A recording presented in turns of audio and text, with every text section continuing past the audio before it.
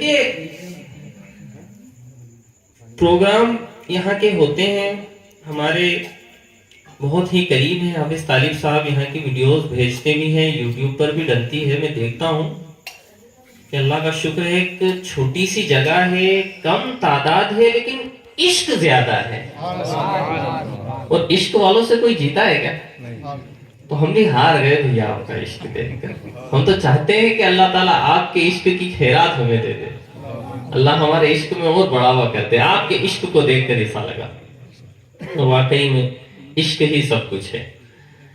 اور عشق جب اللہ سے, اس کے رسول سے اور رسول کی آل سے ہو جاتا ہے, رسول کے اصحاب سے ہو جاتا ہے, تو بندے کا عشق فنا یا مطلب فنا کی طرف نہیں جاتا, وہ بقا کی طرف چلا جاتا ہے. اس کا عشق اسے اس زمین پر بھی فائدہ دے گا اور انشاءاللہ زمین کے نیچے جائے گا. اجل بحرین یلتقیان بینہما برزخ لا یبغیان.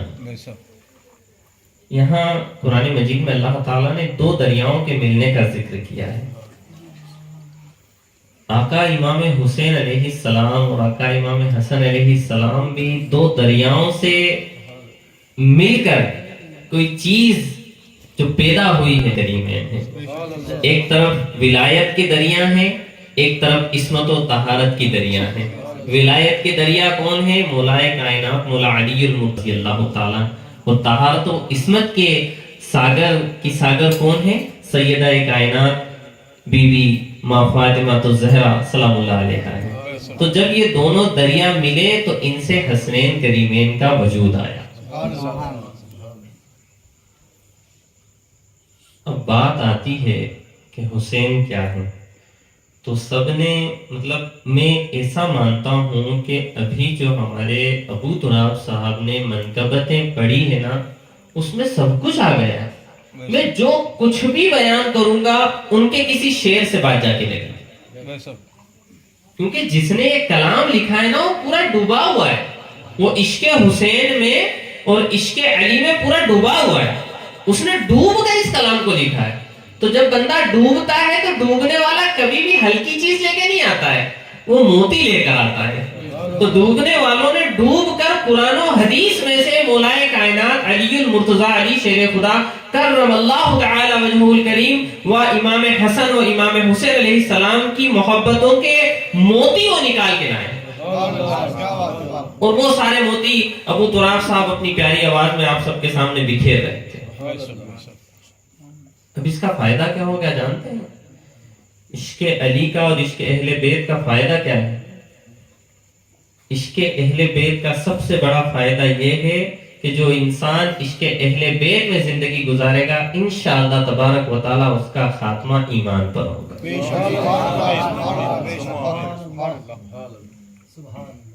کیا شان ہے میرے آقا کی. آپ نے آخر میں ایک شعر پڑھا سیکنڈ لاسٹ میں کہ اللہ تبارک و تعالی ایک چھپا ہوا خزانہ تھا.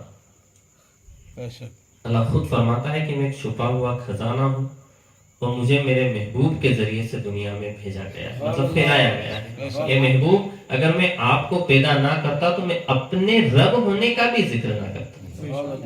یہ حدیث ہے کہ اللہ تبارک و تعالیٰ کو سب سے زیادہ جس نے پہچانا ہے وہ حضور پاک صلی اللہ تعالیٰ علیہ وسلم ہے. اور حضور کو اگر کسی نے پہچانا ہے تو ماں سیدہ فاطمہ الزہرا ہے. ایک دن کی بات ہے, ماں سیدہ فاطمہ الزہرا سلام اللہ علیہا اور مولائے کائنات علی المرتضی علی شیر خدا کے بیچ میں کوئی بات ہوئی. تو ماں سیدہ فاطمہ الزہرا نے کہا کہ کیا تم میرے والد کو جانتے ہو؟ کہا کہ ہاں بہت اچھے سے جانتا ہوں.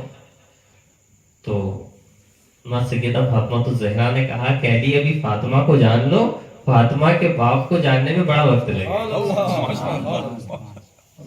ابھی تو فاطمہ کو جان لو. کہا کہ فاطمہ تم اتنا جانتی ہو اپنے ابا کو؟ کہا کہ ہاں میں نے دیکھا ہے کہ میرے ابا جو ہیں وہ نور ہیں. صحیح حدیث بیان کر رہا ہوں. صحیح حدیث میں آیا ہے کہ ایک دن کا واقعہ ہے, آقا صلی اللہ تعالیٰ علیہ وسلم جنگ سے لوٹ کر گھر پر تشریف لائے. صحیح حدیث ہے, ڈھونڈیں گے مل جائے گی. جنگ سے تشریف لائے تو آپ اتنی پیاری تھی ماں سیدہ فاطمہ کے بابا جیسے ہی آتے تھے، حضور جیسے ہی تشریف لاتے تھے تو آپ کی چیزوں کو اتار کر جو جنگ میں آپ نے استعمال کی انہیں رکھتی تھی.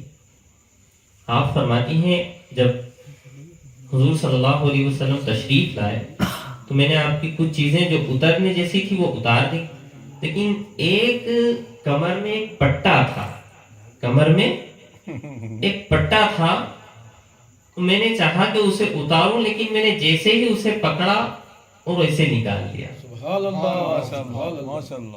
اسے کھولنے کی حاجت نہیں ہوئی، اسے بس پکڑا اور نکال کر رکھ دیا. سبحان اللہ. ابا جان نے میری طرف دیکھا، میں نے ابا جان کی طرف دیکھا اور دونوں مسکرا اٹھے. یہ مسکراہٹ کس چیز کی تھی کہ نور نے نور کو دیکھ لیا.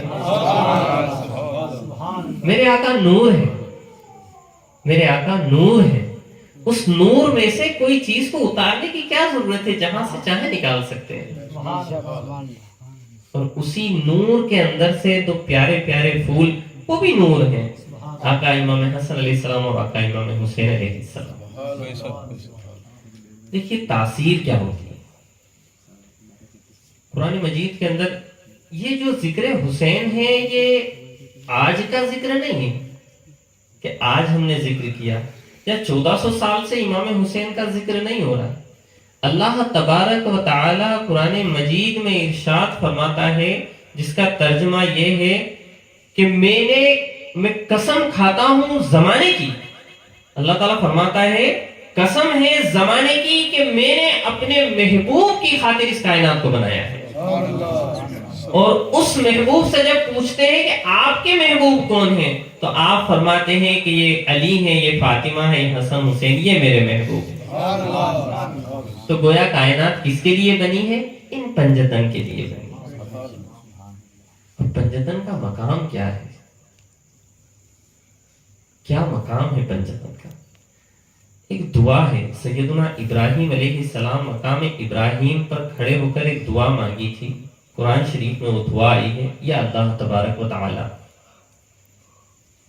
تو مجھے انعام دینا چاہتا ہے میرے کام کا، تو ایک انعام یہ دے دے، یا اللہ مجھے انعام کے طور پر یہ دے دے کہ میری نسل میں سے آخر میں جو سب سے پیارے رسول آنے والے ہیں وہ میری نسل میں سے ہونا چاہیے. اللہ تبارک و تعالیٰ نے وہ دعا قبول کر لی.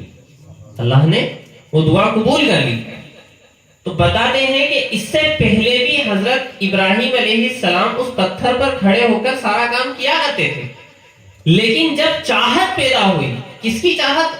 حضور پاک صلی اللہ علیہ وسلم کی چاہت پیدا ہوئی، تو اللہ نے اس چاہت کے صدقے میں آپ کے دونوں قدم کو ان پتھروں پر پیوست کر دیا. اور 4000 سال ہو چکے ہیں، اس پتھر پر وہ پیروں کے نشان ویسے کے ویسے ہی ہیں. تو جہاں ابراہیم علیہ السلام چاہت کریں حضور پاک صلی اللہ تعالی علیہ وآلہ وسلم کی، تو اس چاہت کے نشان کو 4000 سال میں دنیا مٹا نہیں سکتی. تو جو چاہت حضور صلی اللہ تعالی علیہ وسلم حسنین کریمین سے کرتے ہیں، بتائیے اسے کون مٹا سکتا ہے؟